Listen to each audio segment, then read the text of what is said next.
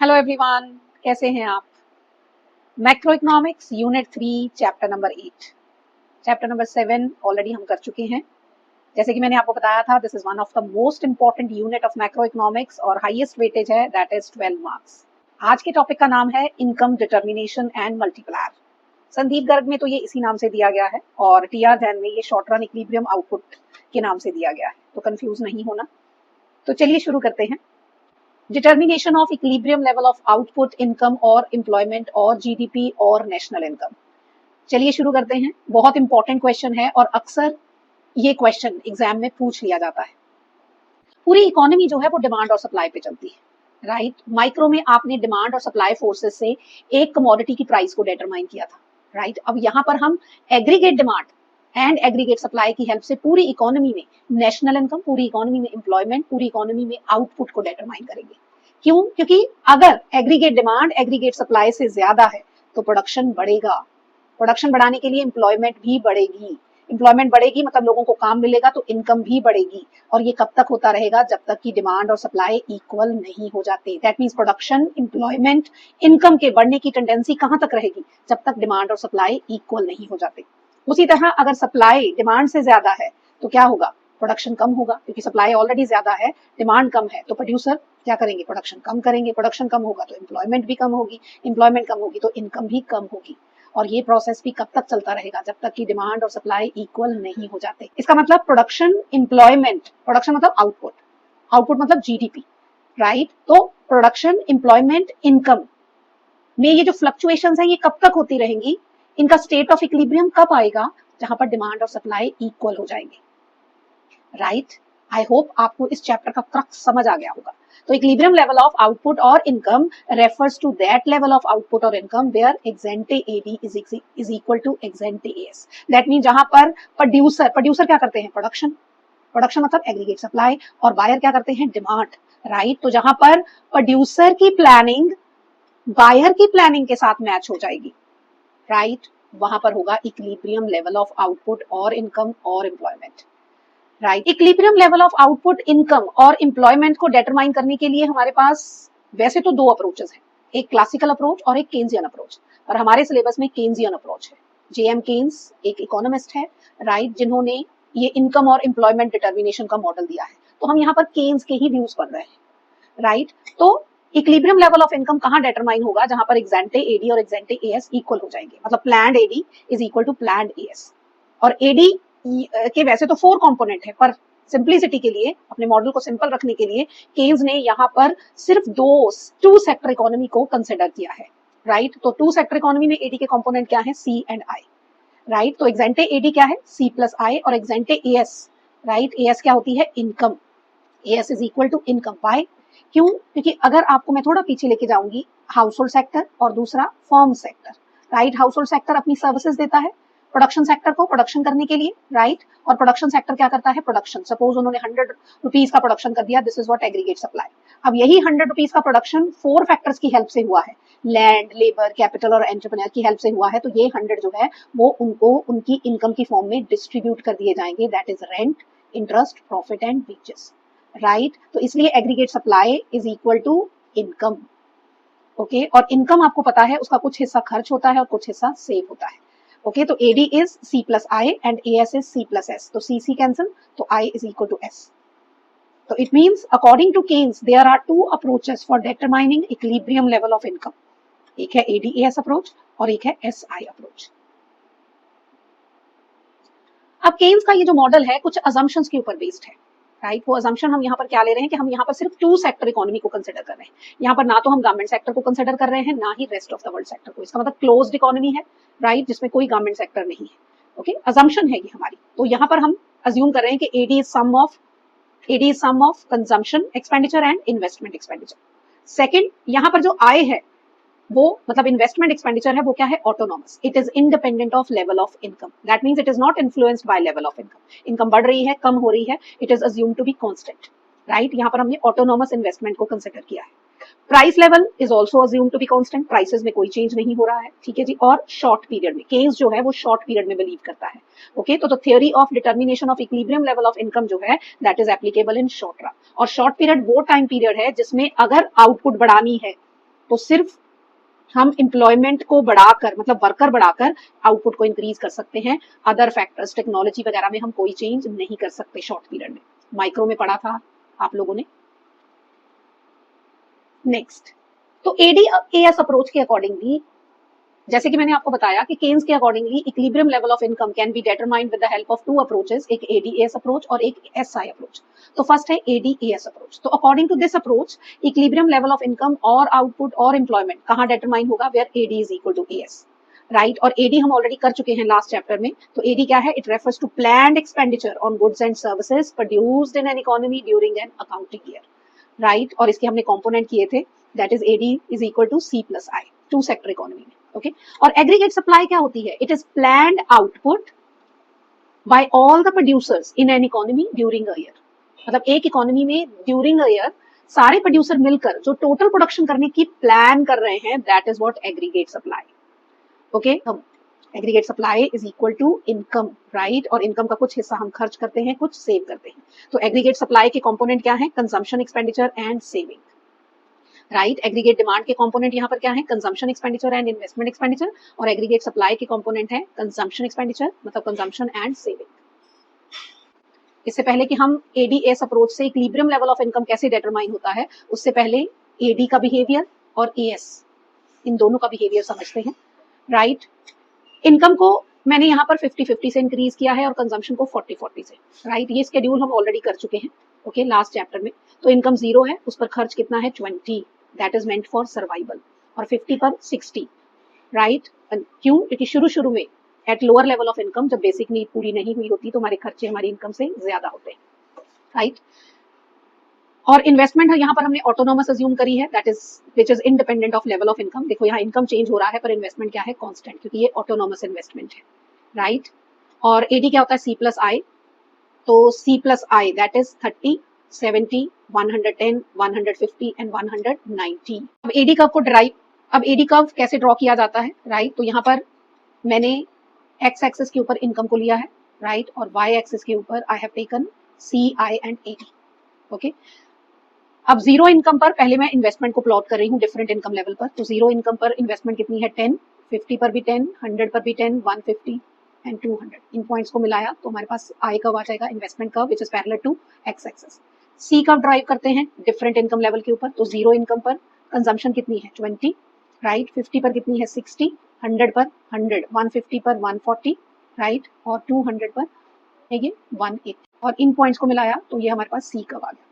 अब एडी सी में हमने 10 ऐड करना है क्योंकि सी प्लस आई, ओके जी। तो 20 में 10 ऐड किया तो पॉइंट आ जाएगा 30 पर, है ना। फिर 60 में 10 ऐड किया, 60 में 10 ऐड किया तो पॉइंट आ जाएगा हमारे पास 70 पर। फिर 100 में 10 ऐड किया, 110 पर हमारा पॉइंट आ जाएगा, है ना। और फिर 140 में 10 ऐड किया तो ये हमारे पास 150 पे पॉइंट आ जाएगा, ओके जी। और फिर ये हमारा पॉइंट क्या है, 180 में 10 ऐड किया तो ये हमारा 190 पर पॉइंट आ जाएगा। तो इन पॉइंट्स को मिलाया तो ये हमारे पास क्या आ जाएगा, एडी कर्व। आई होप आपको समझ आया होगा। उसके बाद एडी कर्व यहाँ पर क्या है, upward sloping. That means AD और इनकम का क्या रिलेशन है, पॉजिटिव रिलेशन है। इनकम इंक्रीज हो रही है क्योंकि इधर हम इनकम ले रहे हैं और इधर क्या है एडी। तो इनकम इंक्रीज हो रही है तो एडी भी क्या हो रही है, इंक्रीज हो रही है। तो दोनों का पॉजिटिव रिलेशनशिप है, तो इसलिए एडी कर्व क्या है, अपवर्ड स्लोपिंग, राइट। अब हम एएस कर्व ड्रॉ कर रहे हैं। तो एएस मैंने बताया that is equal to income, और इनकम क्या है सी प्लस एस।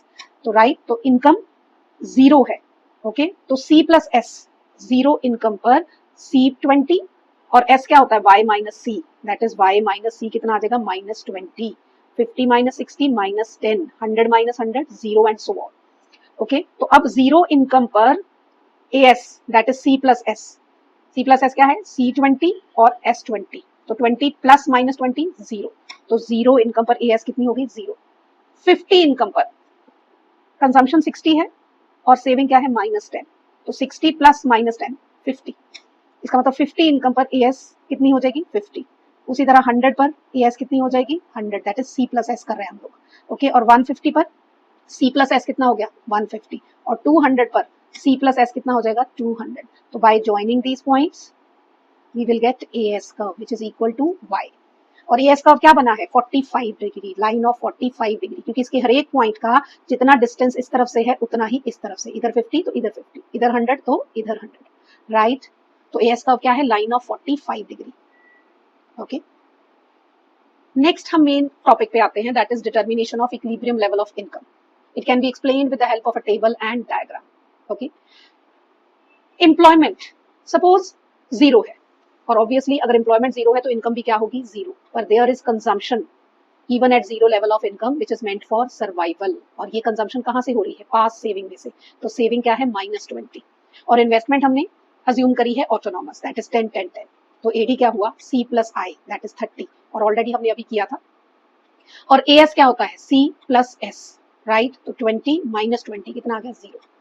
तो जीरो लेवल ऑफ एम्प्लॉयमेंट पर क्या सिचुएशन है कि AD AS से ज्यादा है, राइट, तो जब AD AS से ज्यादा है तो what will happen, producer will face loss equal to unfulfilled demand, right, कि प्रोडक्शन जीरो है और जो बायर है वो डिमांड कर रहा है 30 की।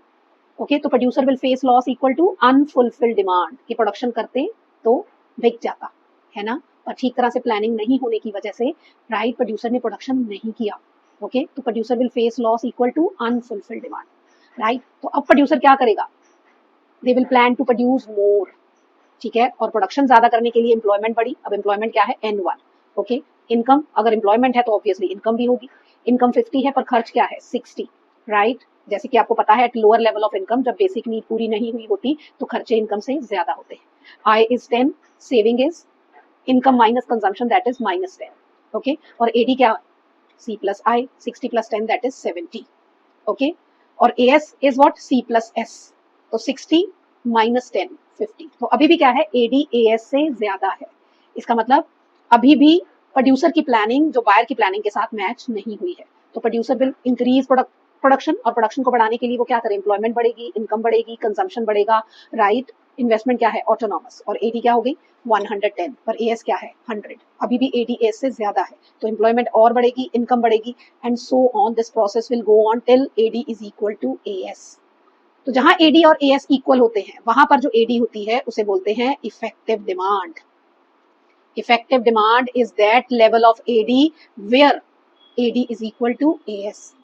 तो जहां पर AD और AS इक्वल हैं वहां पर जो एम्प्लॉयमेंट है वो इक्विलिब्रियम लेवल ऑफ एम्प्लॉयमेंट है, वहां पर जो इनकम है वो इक्विलिब्रियम लेवल ऑफ इनकम है, और जो AS है वो इक्विलिब्रियम लेवल ऑफ आउटपुट है, राइट। सेकेंड केस है कि अगर एम्प्लॉयमेंट N4 है, इनकम 200 है, कंजम्पशन 180, राइट, और इन्वेस्टमेंट 10 है। ओके, तो AD उस सिचुएशन में क्या है, C plus I, that is 190, और AS क्या है, C plus S, that is 200, तो AS AD से ज्यादा है। दैट मीन्स प्रोड्यूसर्स ने जरूरत से ज्यादा प्रोडक्शन कर लिया। That means in this situation producer will face loss equal to unsold stock, उनके पास स्टॉक पाइल अप हो जाएगा, राइट। तो अब वो क्या करेंगे, they will plan to produce less, जिससे क्या होगा, एम्प्लॉयमेंट कम होगा, इनकम कम होगा, राइट, कंजम्पशन कम होगा, और ये प्रोसेस कब तक चलता रहेगा, again AD is equal to AS, right. तो equilibrium level of income is determined where AD is equal to AS। Okay, तो यही चीज हमने डायग्राम से शो करनी है। तो on Y axis, X axis I am taking income, output and employment, right, और इधर हम क्या ले रहे हैं, AD एंड AS। तो AD का क्या था, अपवर्ड स्लोपिंग, और जो कि कहां से शुरू हो रहा था, Y एक्सेस से, और AS का भी लाइन ऑफ 45 डिग्री है, ठीक है, अपवर्ड स्लोपिंग। तो AD और AS कर्व E पॉइंट पर इंटरसेक्ट कर रहे हैं, तो this is point of equilibrium, और इसके कॉरेस्पॉन्डिंगली इनकम क्या है, OY, दैट इज 150। ओके जी, इससे पहले क्या है, ई पॉइंट से पहले क्या है, AD कर्व ऊपर है, AS कर्व नीचे है, इसका मतलब AD AS से ज्यादा है, तो जब तक AD AS से ज्यादा है तो व्हाट विल हैपन, इनकम बढ़ेगी, राइट। और इनकम कब तक बढ़ती रहेगी, जब तक कि AD और AS इक्वल नहीं हो जाते। ओके, और ई पॉइंट के बाद में क्या है, ठीक है जी, वहां पर क्या है, AS कर्व ऊपर है, AD कर्व नीचे है, इसका मतलब AS AD से ज्यादा है, तो जब AS AD से ज्यादा होगा तो इनकम कम होगी, राइट। और ये भी कब तक होता रहेगा, इनकम कब तक कम होती रहेगी, जब तक कि अगेन AD और AS इक्वल नहीं हो जाते।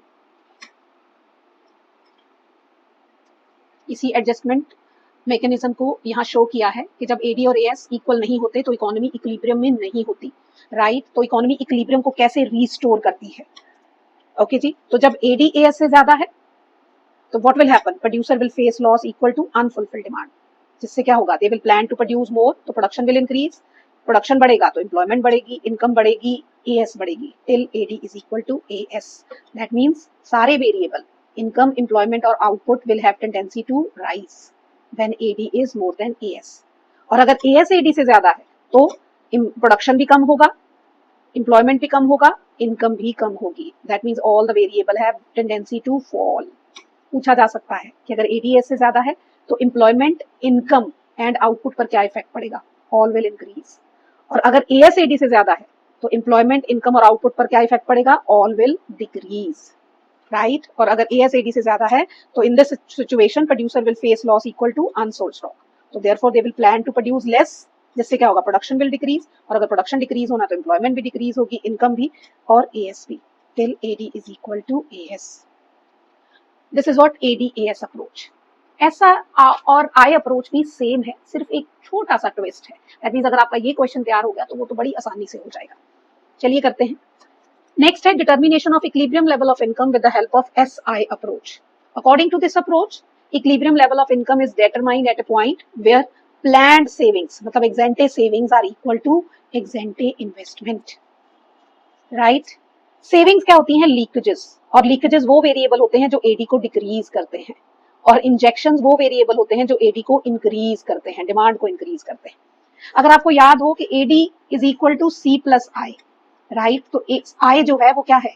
AD का कंपोनेंट है. तो अगर I बढ़ेगा मतलब इंजेक्शन बढ़ेगा तो AD बढ़ेगी.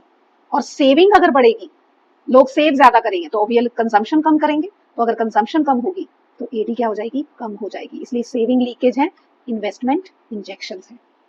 राइट. और इक्विलिब्रियम कहाँ होगा? जहां लीकेजेस और इंजेक्शंस इक्वल होंगे.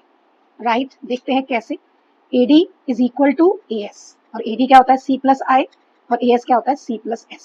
तो CC तो कॉमन है दोनों का, तो I is equal to S. Right. इसका मतलब इक्विलिब्रियम AD और AS कभी इक्वल होंगे अगर ये कंपोनेंट, क्योंकि CC तो कॉमन है दोनों का. राइट. और इक्विलिब्रियम कहाँ होगा? अगर I और S इक्वल होंगे. इसी चीज को हम डायग्राम और टेबल से समझते हैं. वही टेबल है जो हम पीछे करके आए हैं. तो उसमें क्या था हमारे पास?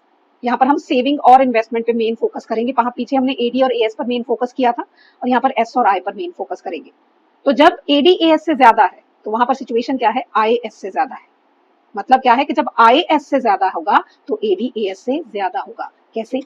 अगर I S से ज्यादा है तो AD क्या होगा? AS से ज्यादा होगा. ऐसा क्यों? क्योंकि AD क्या होती है? C प्लस I, और AS क्या होती है? AD क्या होती है? C प्लस I, और AS क्या होती है? C plus S. और अगर I S से ज्यादा हुआ, राइट, अगर AD AS से ज्यादा हुई मतलब injections are more than saving. Right. इसका मतलब अगर I S से ज्यादा होगा, इंजेक्शन ज्यादा है और लीकेजेस कम है, तो क्या होगा? AD AS से ज्यादा होगी.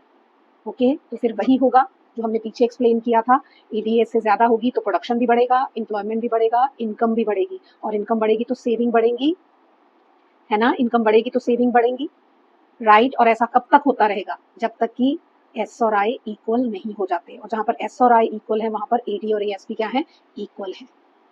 राइट. और अगर SI से ज्यादा है तो क्या है? AS AD से ज्यादा है. जैसे AS AD से ज्यादा, तो AS क्या होता है? C प्लस S, और ये क्या होता है? C plus I. राइट. तो CC कैंसल, तो मतलब S more than I. Right. तो अगर SI से ज्यादा होगा तो AS AD से ज्यादा होगा. तो क्या होगा? वही जो हमने पीछे एक्सप्लेन किया था. प्रोडक्शन भी कम होगा, इनकम भी कम होगी, एम्प्लॉयमेंट भी कम होगी. राइट. और ऐसा कब तक होता रहेगा? जब तक कि S और I इक्वल नहीं हो जाते. और जहां पर S और I इक्वल होंगे वहां पर AD और AS भी क्या होंगे? इक्वल होंगे. राइट. तो इसी चीज को हमने यहाँ पर शो किया है कि अगर I और S इक्वल नहीं होते तो इकोनॉमी में इक्विलिब्रियम नहीं होगा, डिसइक्विलिब्रियम होगा. और अगर डिसइक्विलिब्रियम है I और S का तो इकोनॉमी इक्विलिब्रियम को कैसे रिस्टोर करेगी? राइट. तो अगर I S से ज्यादा है मतलब इंजेक्शन लीकेजेस से ज्यादा है, और अगर इंजेक्शन लीकेजेस से ज्यादा है मतलब इंजेक्शन मीन्स जो AD को इंक्रीज करते हैं उनका वॉल्यूम ज्यादा है, और लीकेजेस जो AD को कम करते हैं उनका वॉल्यूम कम है, तो क्या होगा? AD AS से ज्यादा होगी. तो obviously producer will face loss equal to unfulfilled demand, जिससे क्या होगा? Production will increase. राइट. जिससे एम्प्लॉयमेंट भी बढ़ेगा, इनकम भी बढ़ेगी, AS भी बढ़ेगी. राइट. और जब इनकम बढ़ेगी तो क्या होगा? सेविंग बढ़ेंगी. और कब तक? Till equal to investment.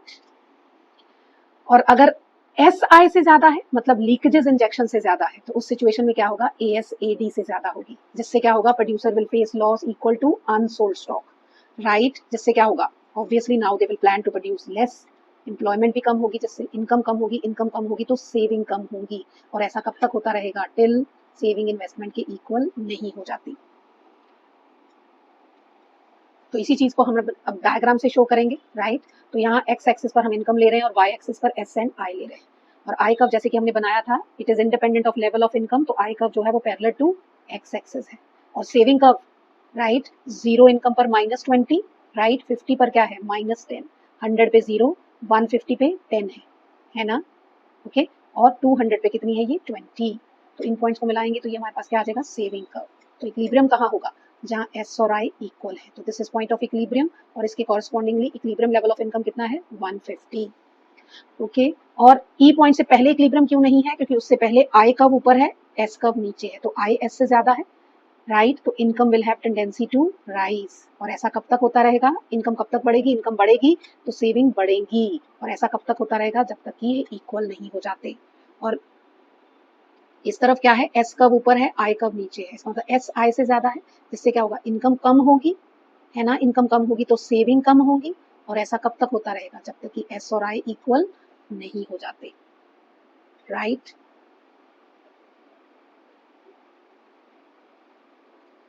Next हमारा टॉपिक है मल्टीप्लायर। कौन सा मल्टीप्लायर, इन्वेस्टमेंट मल्टीप्लायर, क्योंकि मल्टीप्लायर का कॉन्सेप्ट तो हमने बैंकिंग में भी पढ़ा था, वो मनी मल्टीप्लायर था, और ये कौन सा मल्टीप्लायर है, ये इन्वेस्टमेंट मल्टीप्लायर है, और इन्वेस्टमेंट मल्टीप्लायर का concept has been given by JM Keynes, right.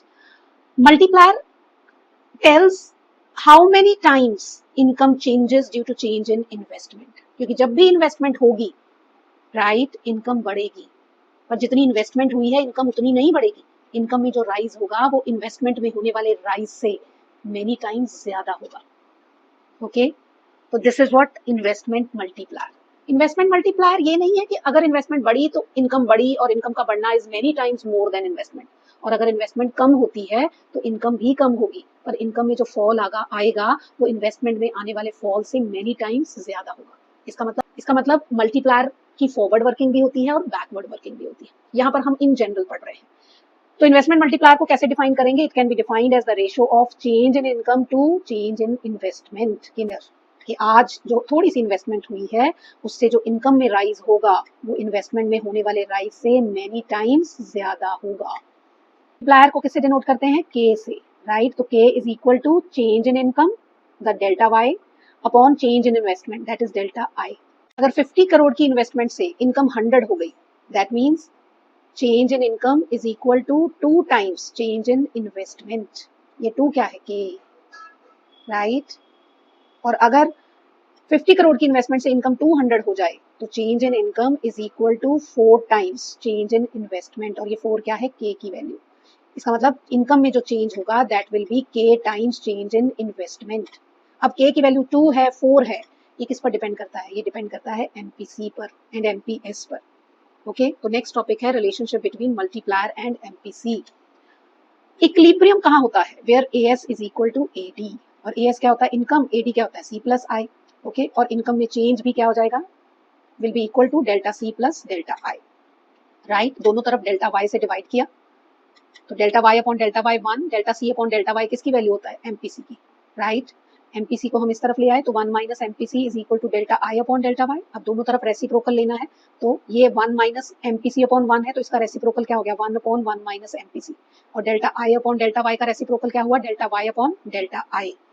तो ये किसकी वैल्यू होती है, के की, तो K is equal to 1 upon 1 minus MPC, और आपको पता है एमपीसी प्लस एमपीएस क्या होता है, 1, तो MPS is equal to 1 minus MPC. तो यहाँ हम 1 अपॉन ये 1 माइनस एमपीसी की जगह पर क्या लिख सकते हैं, एमपीएस, राइट। तो के की value is 1 upon 1 minus MPC. तो इस इक्वेशन से क्या पता चलता है कि के और एमपीसी का कौन सा रिलेशन है, पॉजिटिव। अगर एमपीसी बढ़ेगी तो के भी बढ़ेगी, एमपीसी की वैल्यू जो है that varies between 0 and 1, okay. तो अगर एमपीसी की वैल्यू 0 है तो के की वैल्यू क्या होगी, 1 upon 1 minus 0, that is 1 upon 1 minus 0 क्या हो जाएगा, 1, ठीक है। तो अगर एमपीसी 0 है तो के की वैल्यू क्या होगी, 1, और अगर एमपीसी की वैल्यू 1 है तो k की वैल्यू क्या होगी 1/1 माइनस 1, तो 1/0, तो 1/0 क्या होता है इन्फिनिटी। ठीक है, तो अगर MPC की वैल्यू 1 है तो k की वैल्यू क्या होगी इन्फिनिटी। तो MPC की मिनिमम वैल्यू 0, मैक्सिमम वैल्यू 1, तो k की minimum value 1, maximum value infinity पता होना चाहिए, एग्जाम में पूछ सकते हैं।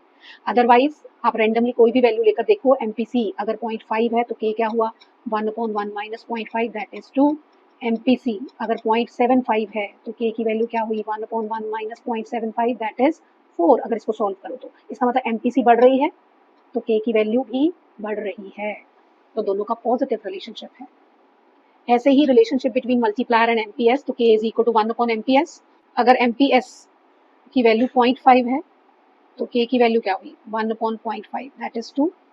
MPS की वैल्यू अगर 0.25 है तो k की वैल्यू क्या हुई 1/0.25 4, राइट जी। इसका मतलब MPS की वैल्यू कम होगी तो k की वैल्यू बढ़ जाएगी, मतलब दोनों का क्या रिलेशनशिप है नेगेटिव।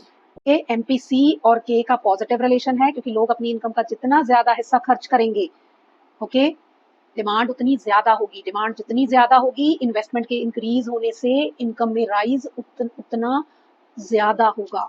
और अगर लोग अपनी इनकम का ज्यादा हिस्सा सेव करेंगे तो एडिशनल इनकम का जितना हिस्सा सेव करेंगे डिमांड उतनी कम होगी, तो डिमांड जितनी कम होगी इन्वेस्टमेंट से जो इनकम में राइज होगा वो उतना कम होगा, राइट।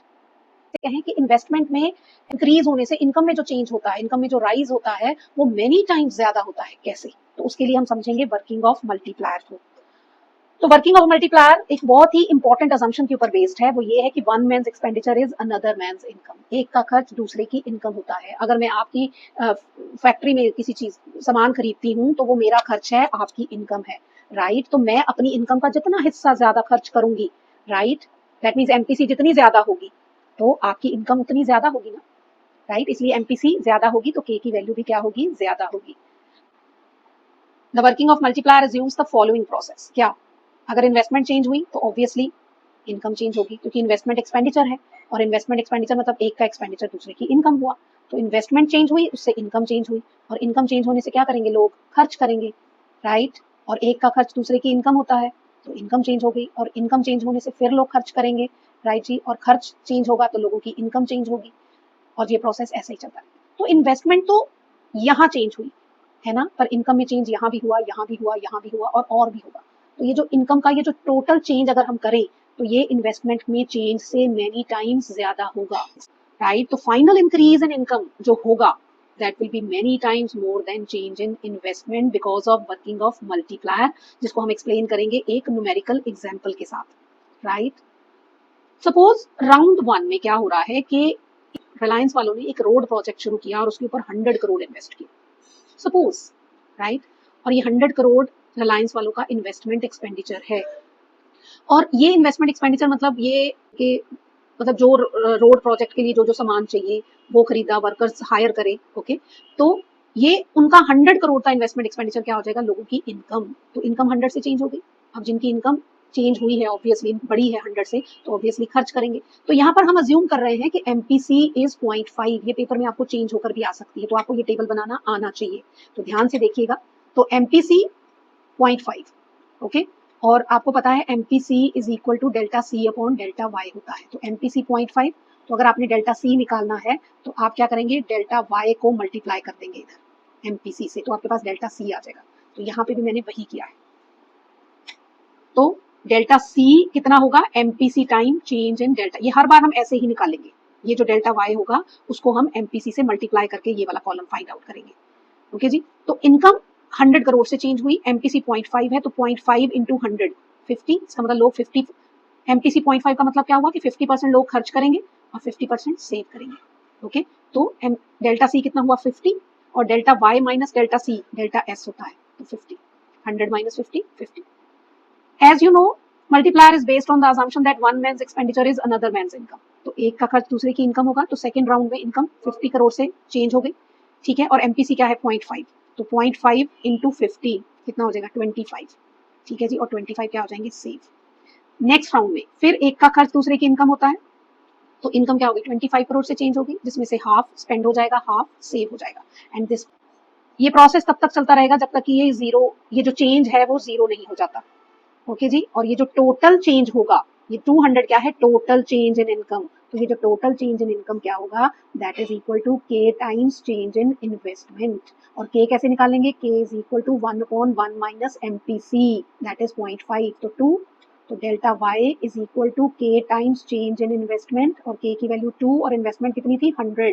ओके, तो 200 आ जाएगा ये टोटल चेंज इन इनकम। ठीक है जी, और 200 का 0.5 कितना हो गया, 100, और 200 माइनस 100 क्या आ जाएगा, सेविंग। ओके जी, तो इसी प्रोसेस को मैंने यहाँ एक्सप्लेन किया है कि suppose an additional investment of 100 crore by the government, और जैसे मैंने यहाँ पर रिलायंस की एग्जांपल ली थी, is made in the economy, this will lead to increase in income of the people by 100 crore in round 1, right. और एमपीसी 0.5 है, तो इसका मतलब half of delta Y will be consume, मतलब 50 crore, and half will be saved, that is 50 crore. Okay जी, round 2 में क्या होगा, income will increase by 50 crore, क्योंकि one man's expenditure is another man's income. तो सेकंड राउंड में चेंज इन इनकम क्या है, 50, और एमपीसी 0.5 है, तो half of the income will spend and half will be saved. Okay, क्या होगा, एक का खर्च दूसरे की इनकम होता है, income will be change increase by 25, consumption 12.5 and saving 12.5. Okay, so in different rounds as shown in the table, income will go on increasing due to increase in consumption. So total increase in income क्या होगा, 200 crore, right? I hope आपको ये chapter समझ आया होगा। अगर आपको कोई भी डाउट है इस चैप्टर से रिलेटेड या फिर कहीं पर, आप मुझे कमेंट बॉक्स में बताएं, definitely I will help you, right. But don't forget to like, share and subscribe my channel. Thank you so much.